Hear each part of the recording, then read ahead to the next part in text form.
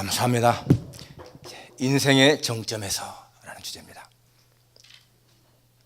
다윗의 생애는 지금까지 오는 동안에 계속 올라왔다가 오늘 본문에서 이제는 이 다윗의 생애가 내리막길로 합니다. 내리막길. 한 사람의 생애를 보게 되면은 계속해서 상승했다가 저 앞에 가는 사람이 있는가 하면은 이렇게 올라가다가 탁 내려가는 사람들이 있습니다. 솔로몬도 처음에는 잘 올라갔다가 나중에는 내리막길로 갔잖아요. 그러나 바울이나 베드로나 이런 사람들은 끝까지 잘 올라가는 삶을 살았습니다. 인생의 정점. 데이빗 부스라고 하는 사람은 아주 가난한 빈민가 태어났는데 9살 때에 어머니의 손에 이끌려서 고아원에 버려졌습니다. 그리고는 다시는 엄마 아빠를 만나지 못했습니다. 14살 때에 이 통나무 자르는 일을 하다가 그 톱에 손가락이 잘렸습니다. 그 보상으로 2,000불을 받아서 17살 때에 처음으로 핫도그 가게를 열었는데 그 축구장 옆에다가 그것이 아주 성공을 해서 돈을 많이 벌습니다. 그러다가 30세가 조금 넘었을 적에 벌써 20여 개의 기업을 거느린 호주의 백만장자가 됩니다. 그러다가 1974년에 그 호주 어느 도시 다윈시에 큰 태풍이 불어서 폐허가 됐는데 거기에 교회 사람들과 같이 구호 작업을 나갑니다. 그때까지 정말 상승사를 타던 이 데이빗이 자신의 어떤 터닝 포인트를 맞게 됩니다. 그는 거기에서 생각을 합니다. 사람은 과연 얼마나 돈을 벌면 만족해 할까? 그리고 언제까지 자기의 유익을 위해 돈을 벌고 나중에 다른 사람을 위해서 일할까? 그는 그렇게 폐허가 된 곳에서 구호 작업을 하면서 정말 자기의 살아있는 자기의 생명이 존재하는 그런 기쁨을 누립니다. 구호 작업을 통해 남을 위해 일하면서 마음에 설레이는 기쁨을 누리게, 만족을 누리게 되고 행복을 누립니다. 자기는 이제는 뭔가 흔적 있는 삶을 살아야 되는데 그것이 부자로만 되는 것은 아니고 남을 위해 살아간다는 것을 깨닫습니다. 그래서 그때부터 이제 어려운 사람을 돕는 일을 합니다. 발리섬에 지진이 났을 적에 찾아가서 그 지진 그 피해를 도와주고요. 또 인도네시아, 필리핀에 가서 가난한 사람들 돕습니다. 그리고 그동안에 모아놓은 그 재산을 가지고 이 빈민들을 위한 무담보 소액 대출 은행을 만듭니다. 전혀 자본이 없어서 살아갈 수 없는 사람들에게 무담보로 대출하는 거예요. 그래서 그 사람들이 그걸 가지고 장사를 하고 사업을 해서 일어서게 합니다. 그 놀랍게도요, 그것이 사람들에게 굉장한 도움을 주었어요.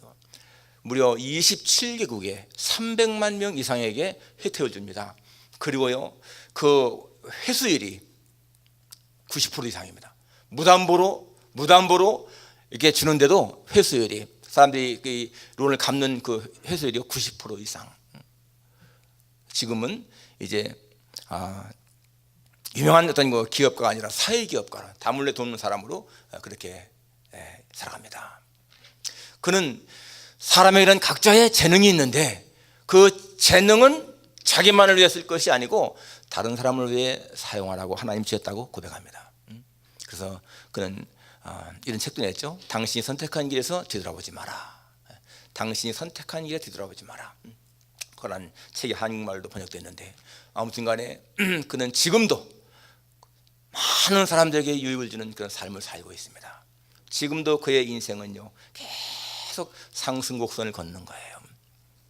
한 수년 전에 한국에 있는 그 삼성전자의 부사장이 자살했습니다. 그는 입사할 때부터 아주 슈퍼 그런 그 재능 가진 사람이었습니다.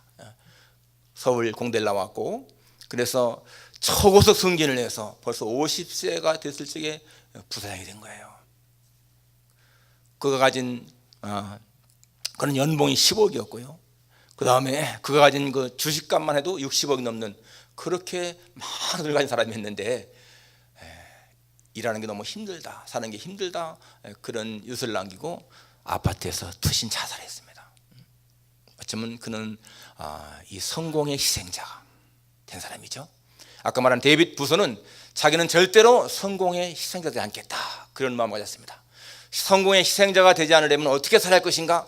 남을 사는 것이 성공의 희생자 안 되는 길이다 라고 그렇게 했는데 정말 이 자살하신 분은 성공의 희생자.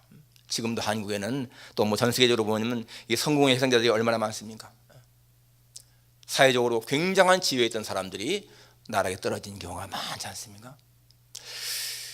오늘 나오는 이 본문에 나오는 다윗도 보게 되면은 정말 지금까지는 승승장구했습니다. 일개 목동에서 왕 되기까지 그동안에 많은 고생도 했지 않습니까? 그런데 정말 이제 다윗은 왕으로서 왕권을 굳혔고 주변의 모든 나라를 다 정복했고 다시는 이 이스라엘 괴롭힌 나라가 없었고, 그래서 이제 이 다윗은 평화의 시대를 살게 됩니다. 인생의 절정기를 살게 되는 거예요. 그런데 바로 그때에 죄의 유혹이 이 다윗을 찾아오는 것을 보게 됩니다. 여러분, 다윗은 신앙인입니다. 하나님을 경외하는 사람입니다. 정말 신앙이 뜨거운 사람입니다. 하나님을 전폭적으로 의합니다. 골리앗에게 나갈 때 생각해 보십시오. 자기 목숨 하나님이 지킨다라고 하는 확신 가지고 나가지 않습니까? 그렇게 뜨거운 믿음이 있던 이 다윗이었는데 하나님이 그에게 많은 걸 부어주었는데 왕위를 앉혀주고요, 많은 아내들도 주고 자식들 주고 많은 군사를 주고 또 신실한 신하들도 주고 모든 게 부족함이 없는 그런 상황, 정말 인생의 절정기 정점에 있을 때에 이 다윗에게 죄의 유혹이 찾아오는 것을 보게 됩니다. 오늘 우리는 이 다윗의 이 사건을 보면서 정말 많은 교훈을 받아야 돼요. 내 인생이 하나님 앞에 어떻게 살아갈 것인가. 평안하다 할 때에, 잘됐다 할 때에 바로 그때 무서운 시험이 온다는 것을 우리가 기억해야 됩니다. 자, 첫째로 이 다윗이 어떠한 죄를 졌는가? 첫째는 탐욕의 죄죠. 탐욕의 죄. 오늘 이 2절에 보면은 저녁 때에 다윗이 그의 침상에서 일어나 왕궁 옥상에서 거닐다가 그곳에서 보니 한 여인이 목욕을 하는데 심히 아름다워 보이는지라. 이때 상황을 보게 되면 이제 전쟁 때가 되어서 이 다윗이 요압 군대장관을 내보내서 싸우게 하고 자기는 왕궁에 머물러 있습니다. 그런데 보통 때 같으면 이 다윗이 전쟁에 나갔잖아요. 같이 나갔는데 지금은 이제 부하들만 내보내고 자기는 이 예루살렘에 머물고 있습니다. 저녁 때에 다윗이 그의 침상에서 일어나. 어떻게 저녁 때에 일어납니까? 이것은 낮잠을 잔 증거죠. 물론 뭐 팔레스타인은 낮이 더우니까 낮잠 잘 수 있습니다. 그렇지만은 이 다윗의 평소의 모습, 사울에게 쫓길 적에는 새벽을 깨우면서 하나님께 부르짖고 그런 모습과는 대조적인 모습, 뭔가 좀 느슨한, 긴장이 풀린, 나사가 빠진, 나태한 그런 모습이죠. 그런데 침상에서 일어나 왕궁 옥상에서 거닐다가 그곳에서 보니 한 여인이 목욕을 하는데 심히 아름다워 보이는지라. 여기 본다라고 말 2번 나옵니다. 그 옥상에서 보니 한 여인이 목욕하는데 심히 아름다워 보였다. 눈을 통해서 지금 이제 유혹이 시작되는 거죠. 예, 다윗은 이렇게 보는 걸 통해서 이제 죄가 들어오기 시작합니다. 여러분, 사람이 죄를 지을 적에 이 눈이 하나의 통로가 되는 거예요. 하와도 그 선악과를 볼 적에 보암직도 하고 먹음직도 하고 지혜롭게 할 만큼 탐스러웠다. 볼 때에 이렇게 들어오잖아요. 볼 때에 안목의 정욕 굉장히 강한 겁니다. 그런데 여러분, 예수님은 사단이 마귀가 예수님 유혹할 때도 예수님을 데리고 지극히 높은 산에 올라가서 천하 만국과 그 영광을 보여주며 그렇게 말하죠. 만일 내게 절하면 내가 이 모든 것을 내게 주리라. 근데 보십시오, 여러분. 그때 예수님은 이 사단이 보여준 천하 만국과 영광, 거기에 시선을 집중하는 것이 아니고 예수님은 어떻게 했습니까? 하나님의 말씀에 집중한 거예요. 사단아 물러가라. 기록되었으되 하나님께 경배하고 다만 그를 섬기라 하였느니라. 유혹을 당할 때에 이 하와는 뱀의 말을 들으면서 그 선악과에 시선을 집중시켰는데 예수님은 이 마귀가 하는 그 말을 듣고 천하만국과 영광을 바라본 것이 아니고 하나님의 말씀을 붙잡은 거예요. 그러니까 하와도 말입니다. 하와도 뱀이 그렇게 말할 적에 그 뱀의 말에 귀를 기울이고 선악과를 바라볼 것이 아니고 하나님의 말씀, 이 선악과 먹지 말라, 먹나는 정령 죽으리라 하는 말씀을 더 붙잡았으면 이겼을 거예요. 그러니까 여러분, 우리가 시험을 당할 때, 유혹을 당할 때에 내가 그것에 집중하느냐 아니면 하나님 말씀을 붙잡느냐, 이게 굉장히 중요한 거죠. 하나님 말씀을 붙잡는 사람이 이기는 거예요. 오늘 이 다윗은 자기 눈에 보이는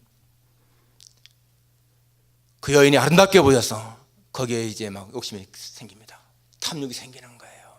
시편 119편 37편 보니까 이 시편 기자가 이렇게 기도하죠. 내 눈을 돌이켜 헛다른 것을 보지 말게 하옵소서.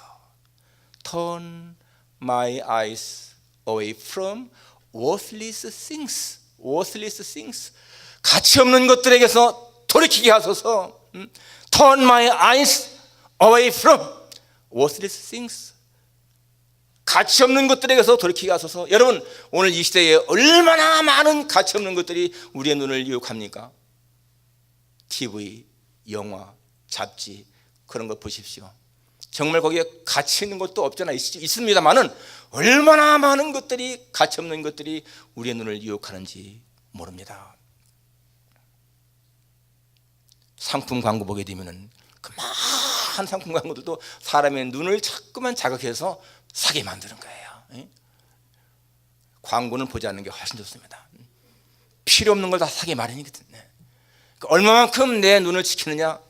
시편 기자의 말을 유의해야 됩니다. 하나님이여, 내 눈을 돌이켜 허탄한 것을 보지 말게 하옵소서. 요즘에 얼마나 많은 사람들이 여러분 이 눈으로 짓는 죄를 짓고 있습니까? 포르노 동영상이라든지 뭐 관음증이라든지 성도착 등 전부 다가 이 눈으로 보는 죄입니다. 오늘 여기 다윗도 마찬가지예요. 다윗도 탐욕이 뭡니까? 탐욕. 이건 분수에 지나치는 욕심이 탐욕입니다. 내가 마땅히 가질 것 갖는 건 욕심이죠. 좋은 욕심이죠. 선한 욕심입니다. 그런데 지나친 것, 수단과 방법을 가리지 않고 가지려고 하는 것들, 탐욕입니다. 오늘 이 다윗이 눈으로 이렇게 죄를 졌다고 하는 거 우리가 생각하게 됩니다. 오늘 우리가 짓는 죄도 마찬가지라는 거예요. 우리가 얼마나 많이 눈으로 죄를 범하게 되는가. 그러니까 정말 보는 것이 중요하다. 견물생심이라지 않습니까? 눈으로 보기 때문에 죄를 짓는 거예요. 그러니까 우리는 무엇을 보는가 하는 것이 내 인생을 좌우하는 것을 알 수가 있습니다. 두 번째는 간음죄입니다. 오늘 3절과 4절, 다윗이 사람을 보내 그 여인을 알아보게 하였더니 그가 아뢰되 그는 엘리암의 딸이요 햇사람 우리아의 아내 바세바가 아니니까 하니, 다윗이 전령을 보내어 그 여자를 자기에게로 데려오게 하고 그 여자가 그 부정함을 깨끗게 하였으므로 더불어 동침함에 그 여자가 자기 집으로 돌아가니라. 누구냐 하고 알아보니까 자기의 부하, 이 햇사람 우리아는 37인 용사 중에 하나입니다. 그러니까 아주 이런 일반 병사가 아니고 그래도 지휘관이란 말이에요. 지휘관. 그런데 그런 것을 알면서도 지금 이 다윗이 데려오라고 합니다. 여러분, 다윗이 10계명 모르겠습니까? 10번째 계명이 뭐예요? 내 이웃의 소유를 탐내지 말라. 내 이웃의 아내를 탐내지 말라. 레위기 20장 10절에 보니까 다른 사람의 아내, 그 이웃의 아내와 간음하는 자는 그 간부와 음부를 반드시 죽일지니라. 여러분, 이것을 다윗이 왜 모르겠습니까? 다 알고 있는 거죠. 그런데도 지금 이 다윗의 마음이, 양심이 무뎌지고 자기 정욕에 불타니까 그런 말씀이 대수롭지 않게 보이는 거예요. 하나님의 말씀이 그렇게 심각하게 다가오지 않습니다.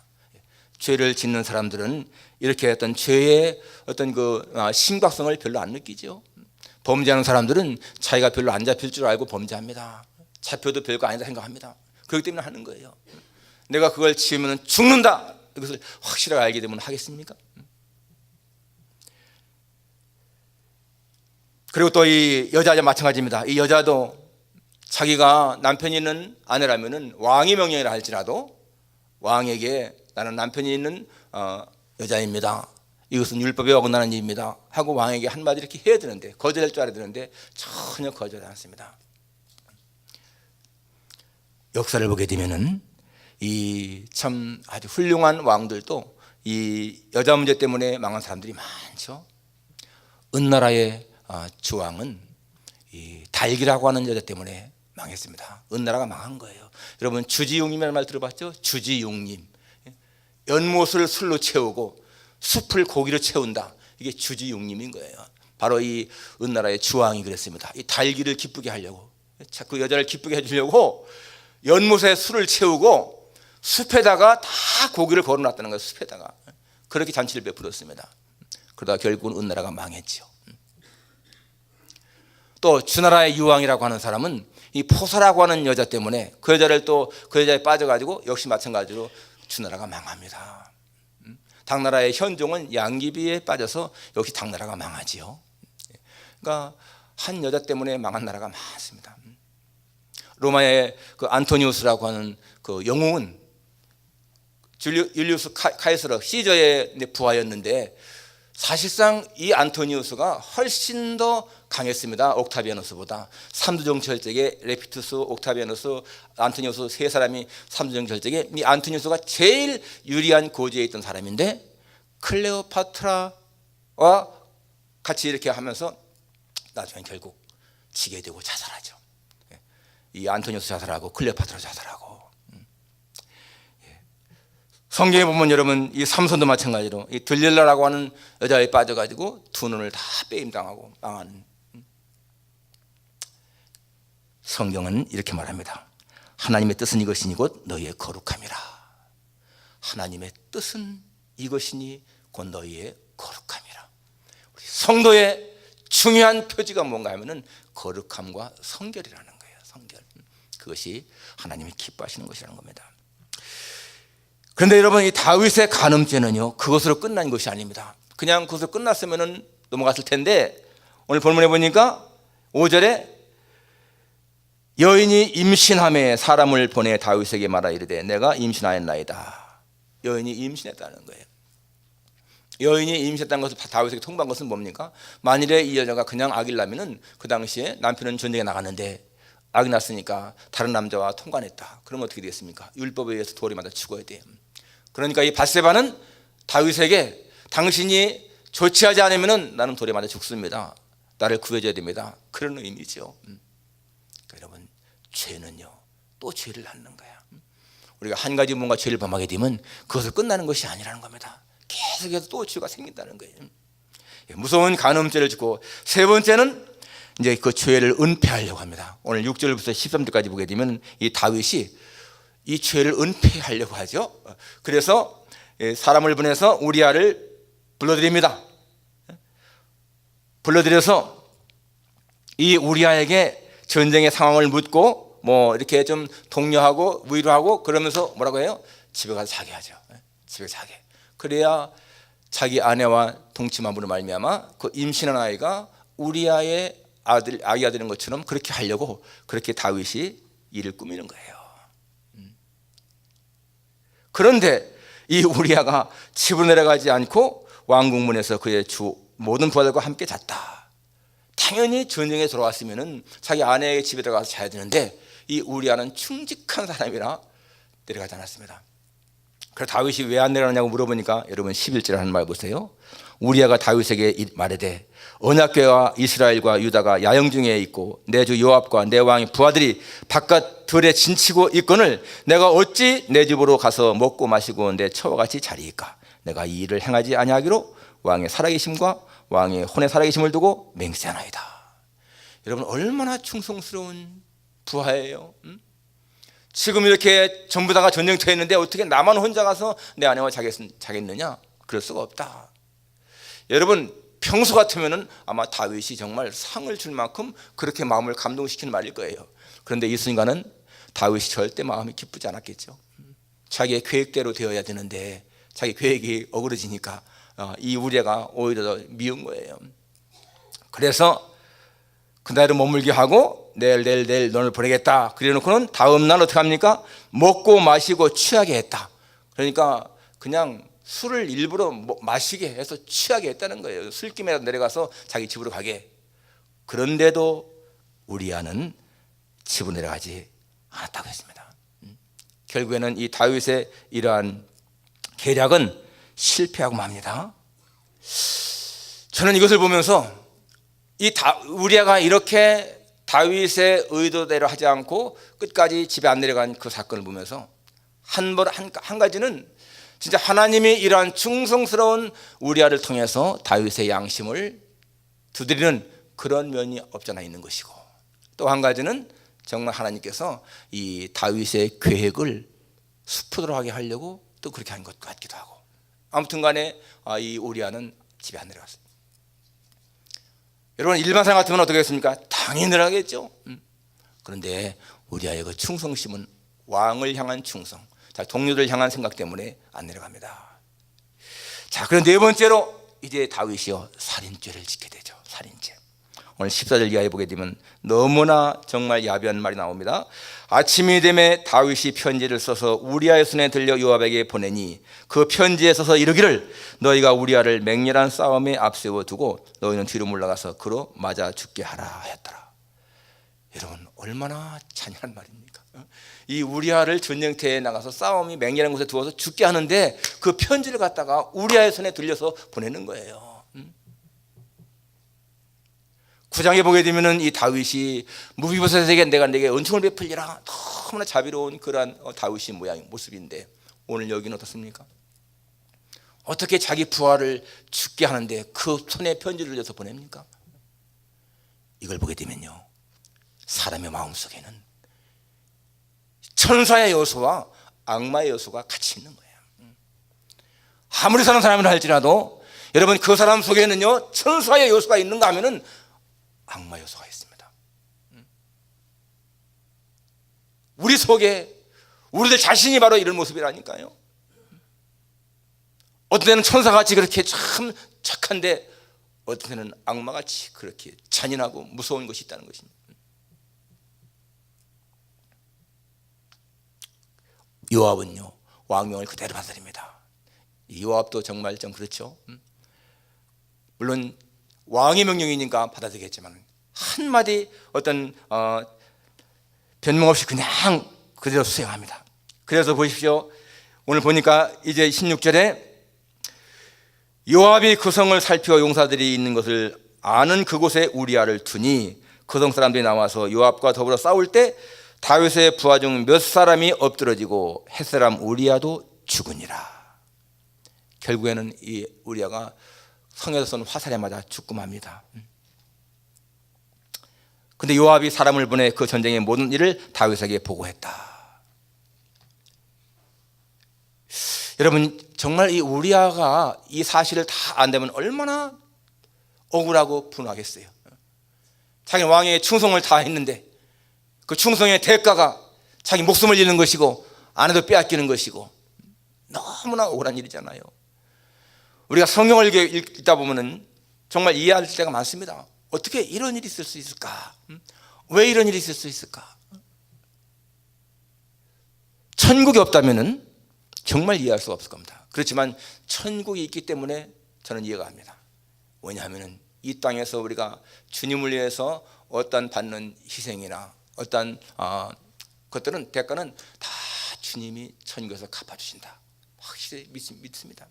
그렇기 때문에 좀 이해가 된 것이지, 만일에 여러분 내세가 없다면요 이 땅에서 삶이 너무나 부주의한 거예요. 이해가 할 수 없는 거예요.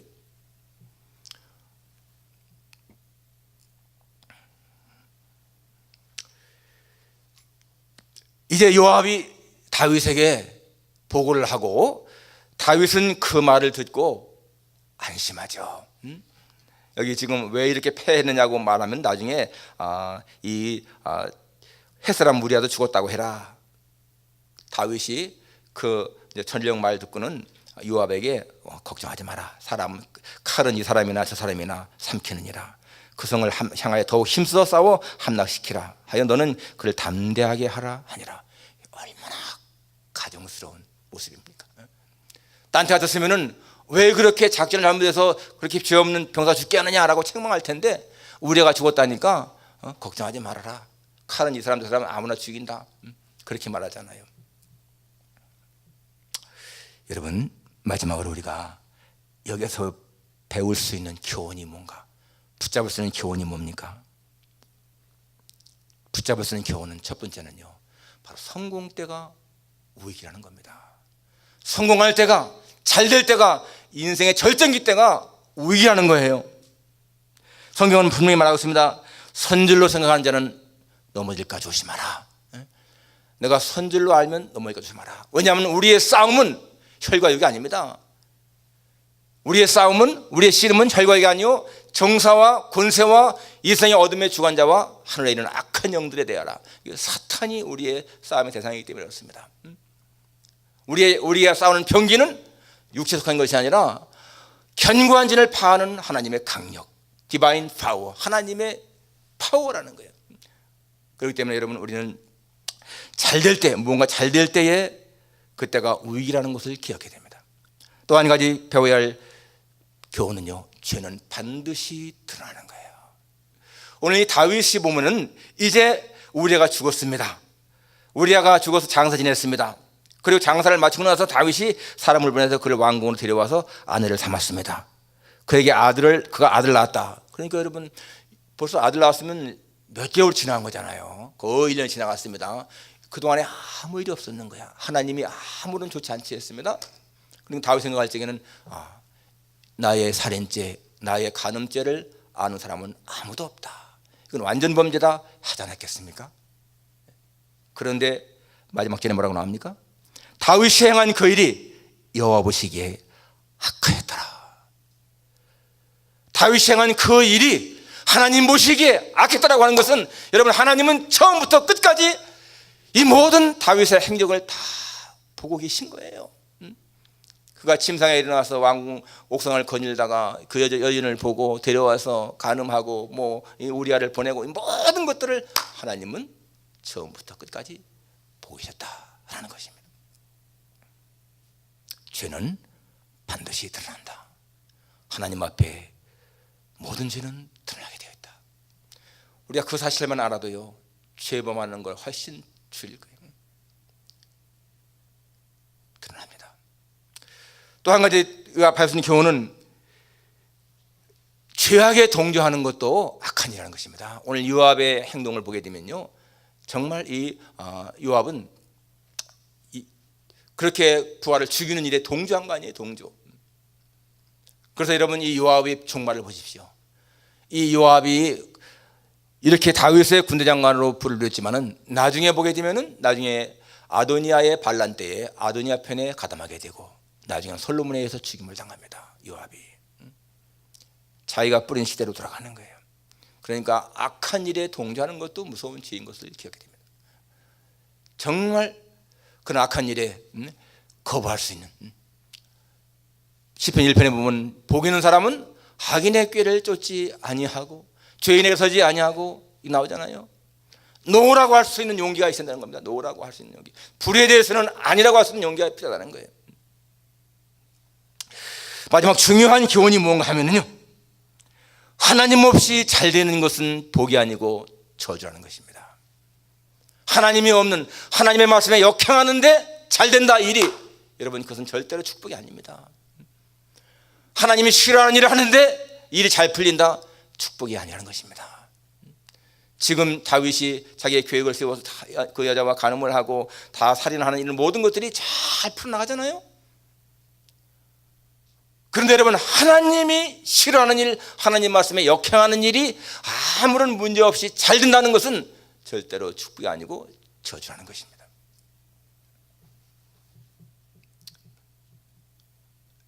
가룟 유다가 예수님 팔적에도 그냥 예수님이 있는 겟세마네에 이 하수들 데리고 와서 그대로 체포하게 하잖아요. 막히는 것이 없이. 예수님 체포하는 것에 실패했으면 오히려 좋았을 텐데 성공하지 않습니까? 그것이 가룟 유다에게는 망하는 길이잖아요. 여호수아에서 보게 되면은 이 아간이라고 하는 사람이 아름다운 시날산의 외투한벌, 은 200세겔, 50세겔 중 금 한 덩어리를 보고 탐내어서 감춥니다. 자기 장막 속에. 그런 모든 일을 할 적에 아무런 제재 없이 성공합니다. 여리고를 함락시키고 나서 그것이요 들키지 않을 줄 알았잖아요.